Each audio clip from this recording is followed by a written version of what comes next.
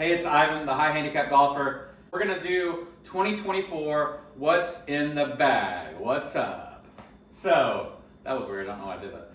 Yeah, what's in the bag for 2024? I was kind of thinking about making some changes, and I changed a couple things from last year for sure. I thought about changing Fairway Woods, because they're a couple years old, but in the end it didn't really matter. If you check out my last video, I'll link the description. I compared the QI10 versus the Stealth, which is what I've had, and it just wasn't enough to make a change. I'll talk about that in a little bit, but we'll start at the top end. So, we got the Ping G430 Max.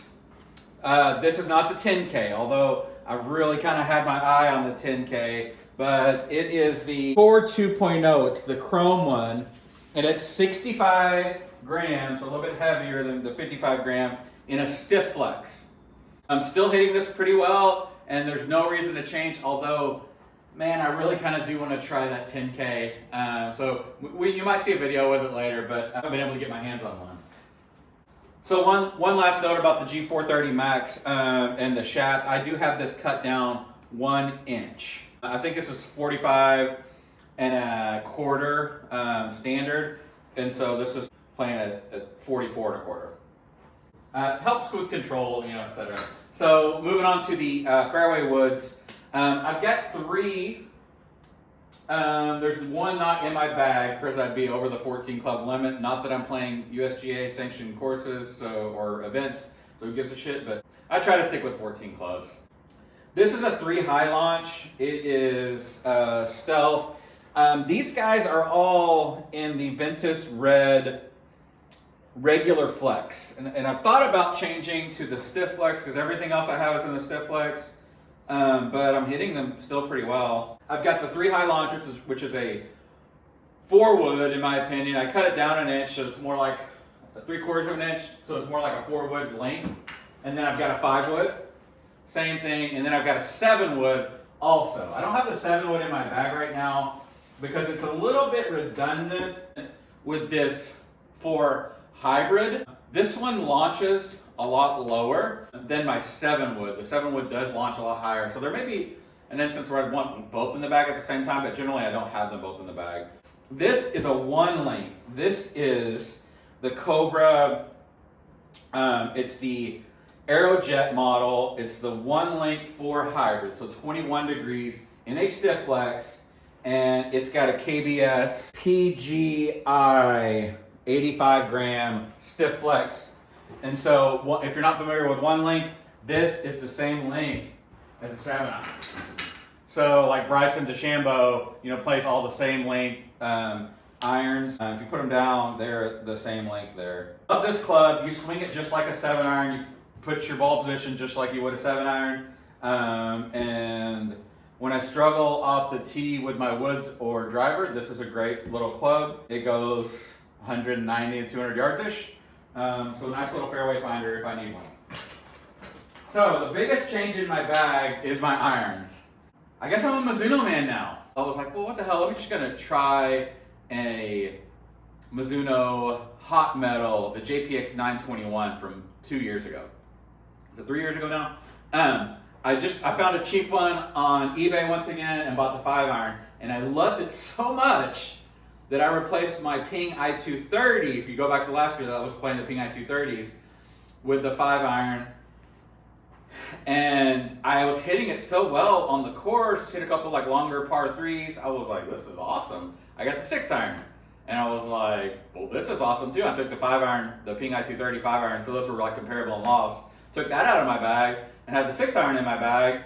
And then I was like, this is stupid. I found a set of 7 through pitching wedge and bought those, and then I ended up buying the gap wedge too. Anyways, long story short, I got the JPX 921 5 iron, the Hot Metal, and I loved it, and now I've got the whole fucking set in my bag. So this is quite a change from last year, and I did a whole thing about the I230s. I think the I230s are badass clubs, and they are very forgiving for a player's iron. And the blade length's kind of long. They feel really good.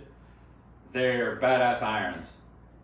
But like this gives me more forgiveness, and Mizuno's don't have quite as much offset as some of the other game improvement irons, which I don't like. The lofts are definitely jacked. They're much stronger lofts, but it helps the ball go further. And I can miss off the toe, which sometimes I do, or the heel, which sometimes I do. And you still get a lot of ball speed and they go relatively straight. So I fucking love them. JPX 921. I'm so hesitant to try a newer brand of any kind of game improvement or even like a player's distance iron because the lofts just keep getting stronger and stronger and you get less spin and it's a lot harder to hold the greens. I know they do a good job of, adjusting for all that stuff, but at some point it's just too much. And I guess distance sells golf clubs, but I still want to score well. So if it's an advantage to hit a little bit further, yes, but if I can't hold the green, then what's the fucking point? So that's kind of where I'm at with that. So I've got the 5-iron through the gap wedge, and they've all got the NS Pro 950 GH Neo stiff flex throughout. Alright, so irons, I'm a Mizuno man now. With the wedges, I had the CBX Zip Cores last year. Loved them, still really like them. I bought a 58 degree Callaway Jaws full toe. So the face it's like raw face or whatever. So this is starting to rust a little bit, which is fine. But the outside is chrome. I don't really care that much about that, but it was cheap at Golf Galaxy. I used one. I started chipping with a yard with it, and I noticed like it seemed to have a lot more spin on it, or maybe it's just the way I'm delivering it. But I really liked it, and so then I got to 54, and now they're both in my bag. I don't hit a ton of full shots with either one. If I hit a full shot, it's probably with a 54 or a 3/4 kind of shot with a 54. I'm not as worried about having the extra forgiveness because it's mainly for around the greens and like pitch shots and just partial shots. So those are just fine for that. With the putter, there's also a change. I sold my Scotty Cameron to Cameron, who's been on the channel several times. You guys know Cameron. This is a Fetch. It's the Ping Sigma 2. The only thing I don't love is the blue color. I don't know why. I love the feel. I love the insert. The feel of the insert. And I also like, being able to just got a ball down here. I don't know if you can see it. Just pick up my ball. Even in the cup. Now that's the least important part, but it is like a nice little bonus. You've probably seen some videos when I'm just like, I think one guy said like, bend over, pick up the ball, like why? It's a little different with the hollowness right here, but I putt well with it, and the distance control is much better than the Scotty for me. I took a putting lesson with Walker. Thanks Walker for the putting lesson. It's helped tremendously. Anyways, I put a Super Stroke, the Flatso 2.0 grip on it. Like the grip, Super Strokes feel great. New putter, it's helping for sure. Same bag, tailor-made, 14 compartment bag. Same push cart, and I hope I push this a little bit more this year. Same ball. It is the Bridgestone E12 Contact. This is a matte green ball. These are just easier to find, and I just know that it's my ball always when I'm playing with other people. I really like that. I really like that it's soft. The soft feel off the face. So I've just kind of stuck with the same ball. It has plenty of spin, when I hit the green, and so I'm happy with the ball, and I don't need to make a change. I recommend, I know when you suck at golf, like I do and have, especially in the past, it's like tough to buy new balls all the time because if you lose them, it's like, what's the point? But I will say, like playing the same ball, you can never blame it on the ball. Yeah, play the same ball is my opinion. The last thing I got is the Flight Scope Mevo Plus. This has been a great tool for me. I've improved my play, my full shots quite a bit with this. Not the best, obviously, playing in here for chipping and putting, and you don't get a lot of benefit out of it, but you get all the data, the instant feedback. You can see your swing path, you can see your club speed, your carry distances, and then also you can play on the simulator and have a good time with friends. I'm selling this right now because I'm going to upgrade to the Bushnell Launch Pro. So this really isn't what's in my bag. There's people that take these to the range all the time, but I don't really take it to the range. It just stays in here. But the Bushnell Launch Pro you can take to the range too.